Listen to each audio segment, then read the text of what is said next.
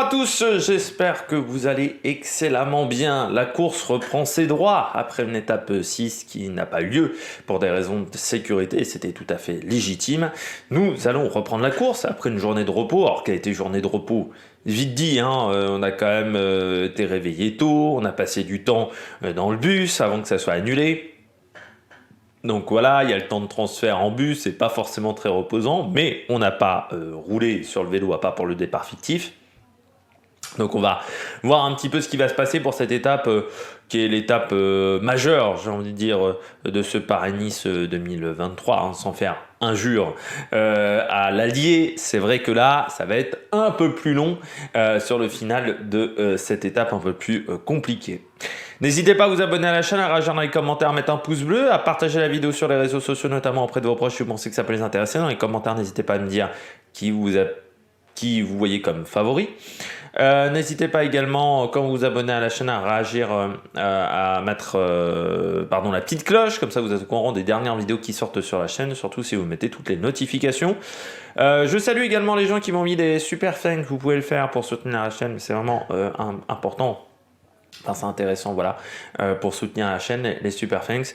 EPS 2.0 sur Spotify. En ce moment, c'est calme, mais après Paris-Nice, il y aura un épisode dans le vendredi, je pense. Voilà, on n'est pas très régulier, c'est une première saison. L'idée, c'était de faire à peu près 20 épisodes. Je pense que ça sera compliqué de faire 20 épisodes sur cette première saison.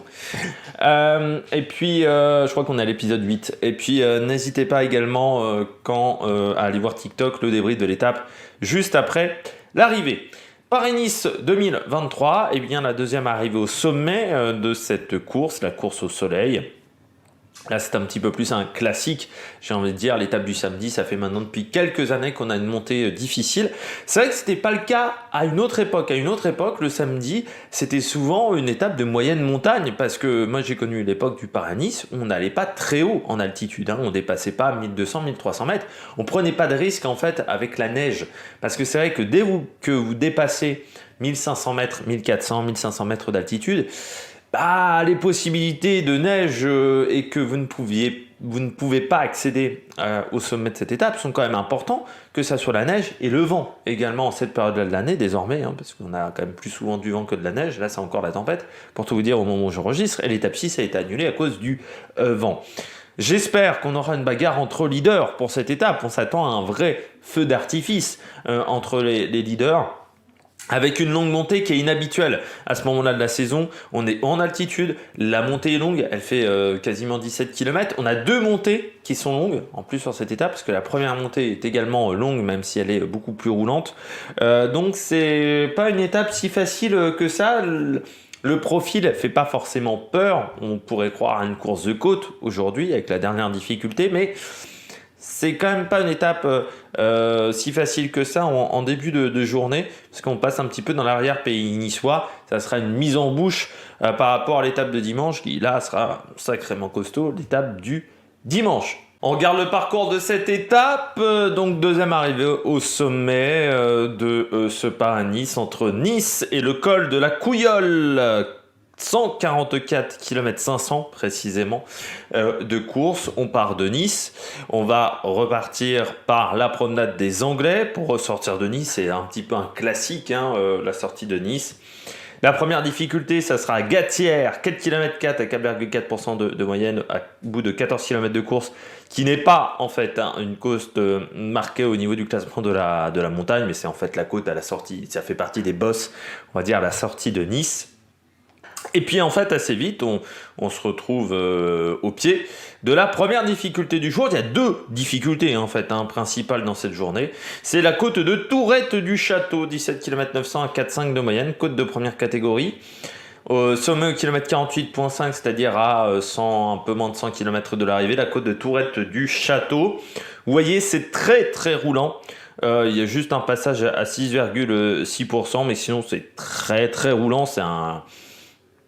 C'est pas un faux plat montant, mais c'est pas extrêmement difficile. Il y a un replat au milieu.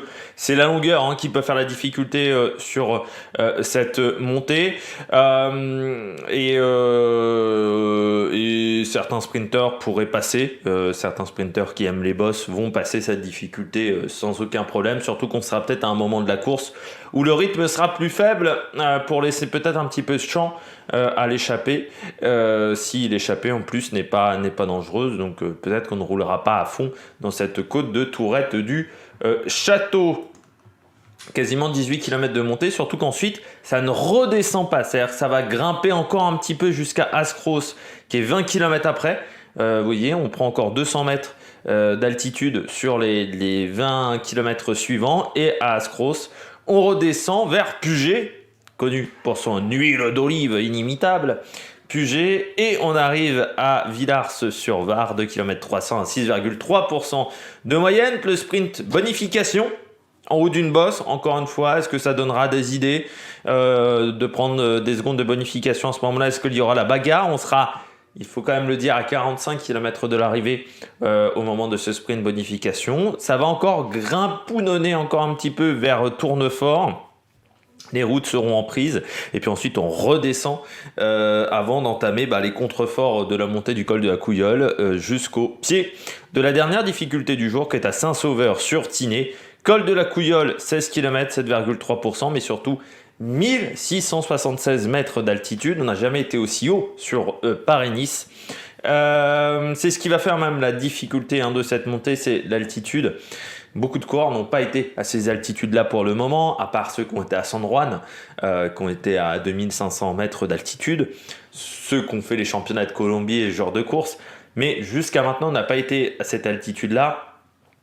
Donc ça veut dire qu'on est très haut et qu'il va falloir encaisser ça pour les coureurs, ce qui ne va pas être évident. Il va falloir également encaisser la longueur de cette montée, 16 km, surtout que c'est 16 km, mais qui sont plutôt réguliers. En fait, il y a deux passages un peu plus compliqués.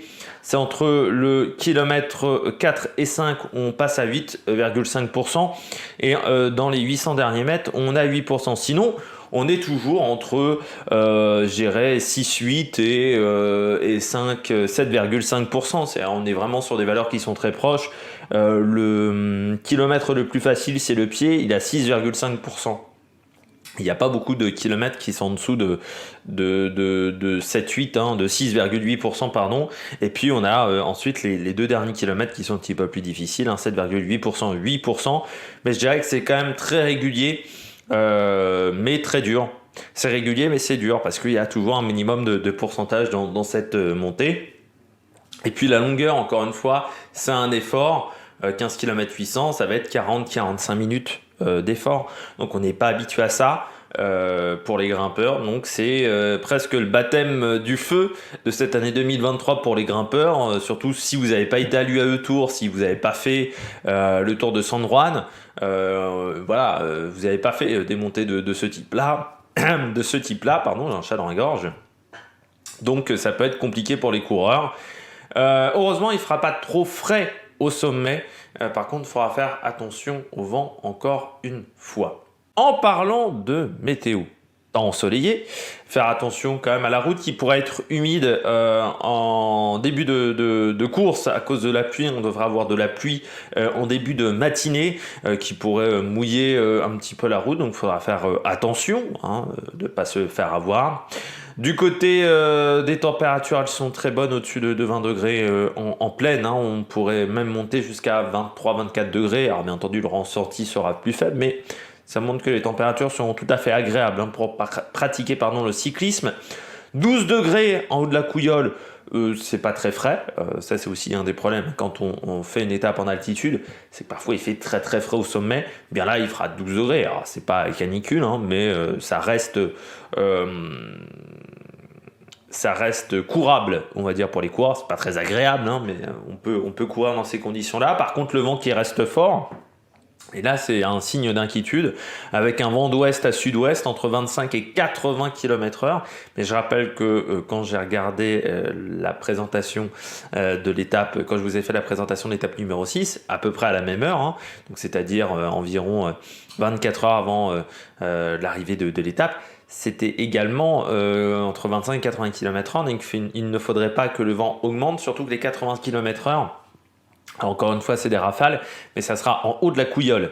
Donc il faudrait faire attention à ça. Et ce qui fait que si le vent est trop fort, est-ce qu'on ne va pas rabaisser le sommet, peut-être enlever ces 2-3 derniers kilomètres? C'est une possibilité quand même à prendre. Surtout, je pense qu'ASO a un plan B.